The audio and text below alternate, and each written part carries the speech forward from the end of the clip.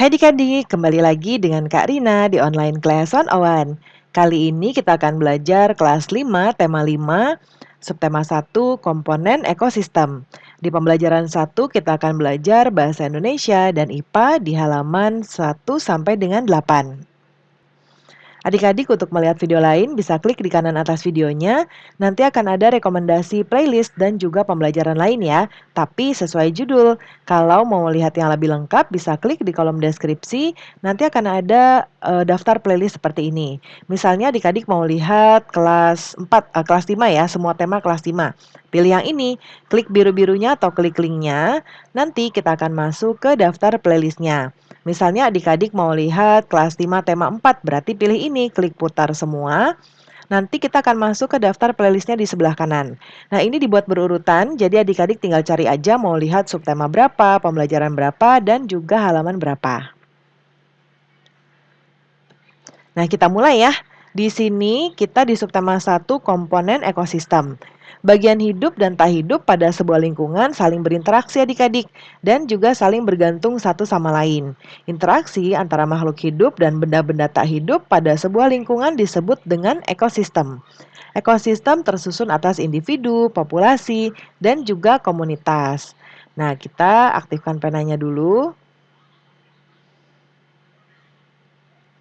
Nah, kemudian di sini ada gambar adik-adik ya. Jadi ada komunitasnya nih ya.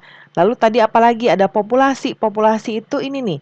Jadi ada beberapa jumlah hewan yang makin lama akan bertambah banyak ya karena mereka berkembang biak. Tapi ada juga yang populasinya sudah terancam punah. Contohnya ini bacula atau badak bercula satu ya. Nah, kemudian kita lanjut ya. Di pelajaran ini kita akan belajar menyebutkan pokok pikiran, lalu menuliskan jenis makanan hewan dan menjabarkan jenis makanan hewan. Nah, ada dua gambar di sini adik-adik. Di gambar kiri ini seperti di padang pasir ya yang ada gurun-gurun pasir gitu. Ini ada gunung-gunung batu ya kalau nggak salah ya. Nah, tapi memang tetap ada air. Tapi beda dengan gambar sebelah kanan ya.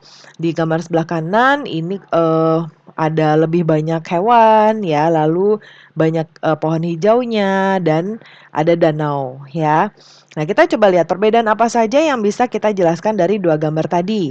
Nah, Karina akan besarkan dulu ini, Karina buatkan seperti ini.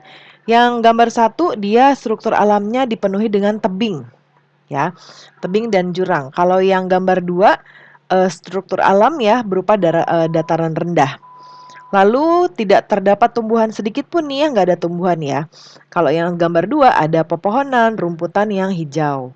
Yang sebelah kiri atau gambar satu juga gersang ya, gersang tuh ya begini nih, tidak ada tumbuhan, ya tidak subur. Nah, kemudian kalau yang sebelah kanan atau gambar dua dia terlihat subur. Gambar satu tidak ada hewan, gambar dua ada berbagai macam hewan. Gambar satu tidak ada interaksi antar unsur biotik dan abiotik. Ya, kalau di gambar dua ada, ya ada interaksi antara biotik dan abiotik. Kemudian berikutnya di sini ada bacaan ya adik-adik ya. Bisa adik-adik baca dahulu ya di sini, kemudian bisa di-pause dulu atau baca dari buku adik-adik ya. Nah, ini juga. Nah, kemudian berikutnya ada bacaan lagi ekosistem judulnya. Boleh di-pause dulu ya. Nah, lalu selanjutnya ini. Nah, sekarang kita akan menjawab pertanyaannya. Berdasarkan bacaan di atas, temukanlah pikiran utama dari setiap paragraf beserta informasi yang kamu anggap penting. Nah, tuliskan dalam bentuk tabel seperti ini ya. Nah, kita lihat lagi di sebelah kanan. Nah, yang pertama, pikiran utama paragraf pertama, semua makhluk hidup memerlukan lingkungan tertentu untuk memenuhi kebutuhannya. Informasi pentingnya adalah sebuah lingkungan terdiri atas bagian yang hidup atau disebut biotik dan juga bagian tak hidup atau disebut abiotik.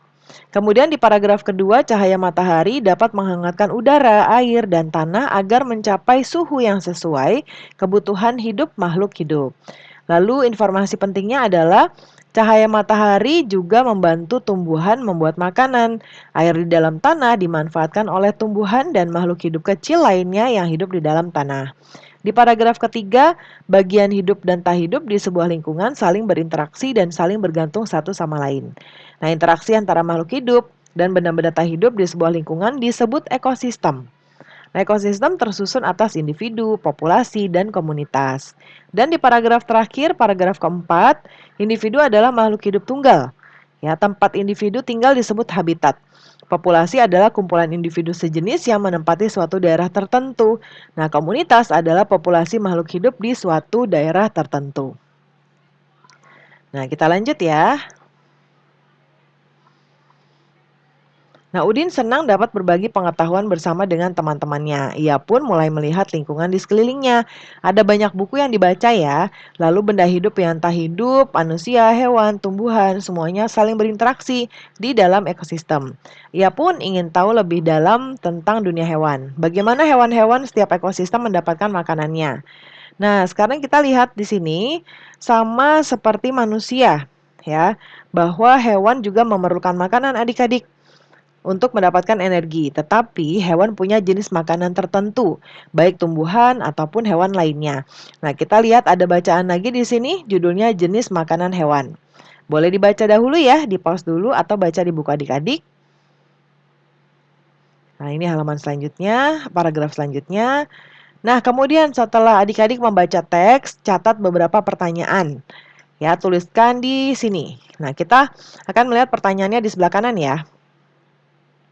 Yang pertama, pertanyaannya apa sebutan untuk hewan pemakan tumbuhan? Dalam kurung ini adalah jawaban yang Karina siapkan ya, yaitu herbivora.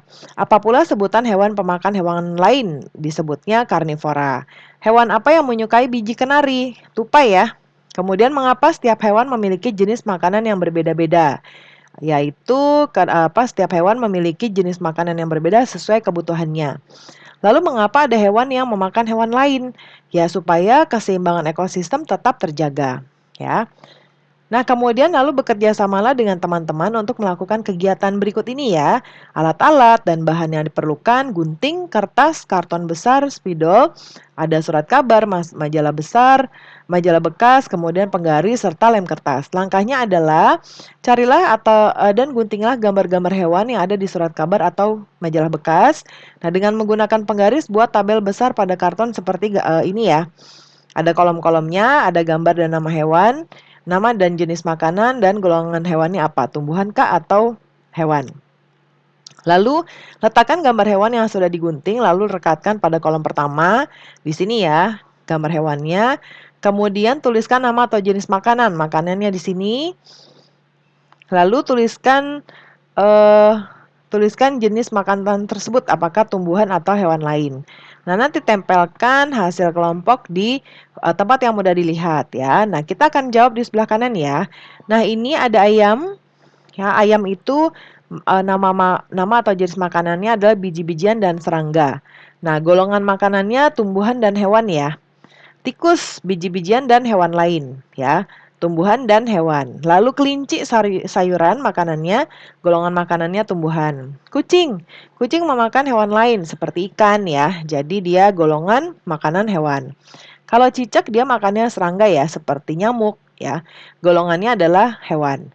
Jadi kesimpulannya makanan setiap hewan berbeda-beda karena setiap hewan memiliki ciri khusus yang berbeda juga. Buatlah sebuah teks. Nah, ini untuk yang bawah ya. Nah, ini harusnya seperti ini. Nah, kita kasih warna biru karena ini judul soal untuk yang berikutnya. Nah, berikutnya di sini ya tugas kita buatlah sebuah teks non-fiksi terdiri dari 3 paragraf. Untuk itu ikutilah langkah berikut. Pilih 2 hewan ya, adik-adik. Karina pilih kelinci dan kucing. Lalu yang memiliki jenis makanan berbeda. Nah, satu hewan pemakan tumbuhan dan yang satu pemakan hewan lain. Lalu tuliskan penjelasannya, yaitu dari habitat aslinya apa, jenis makanannya apa, dan cara hewan tersebut mendapatkan dan memakan makanannya. Nah, gunakan hasil pengamatan dan informasi penting yang sudah adik-adik dapatkan untuk melengkapi tulisannya. Ya, bisa juga membuat gambarnya. Ya, nah kita akan bahas jawabannya di sebelah sini. Ya, kelinci dan kucing ya. Jenis makanan hewan dikelompokkan menjadi dua, yaitu makanan yang berupa tumbuhan dan yang berupa hewan lain. Hewan yang memakan tumbuhan memilih bagian-bagian tumbuhan yang dapat dijadikan makanan. Hewan pemakan hewan lain memakan hewan yang lebih kecil sebagai makanannya. Salah satu hewan pemakan tumbuhan adalah kelinci. Kelinci merupakan salah satu hewan yang sering diternak oleh manusia. Kelinci hidup di kandang buatan manusia ya. Sedangkan habitat kelinci liar biasanya di daerah padang rumput, hutan, atau perbukitan yang dekat dengan sumber makanan. Kelinci termasuk hewan herbivora karena makanannya berupa dedaunan atau rerumputan. Nah, kelinci liar mendapatkan makanan dari tumbuh-tumbuhan yang ada di sekitarnya. Lalu kelinci yang dipelihara sumber makanannya dari pemilik hewan ya. Biasanya kalau kita lihat kalau kelinci peliharaan makanannya tuh kangkung atau wortel ya adik-adik ya. Nah, pembelajaran kita sudah selesai ya. Terima kasih sudah menonton sampai akhir. Mohon dimaafkan apabila ada kesalahan dalam perkataan maupun dalam materi yang diberikan. Sampai jumpa di pembelajaran berikutnya.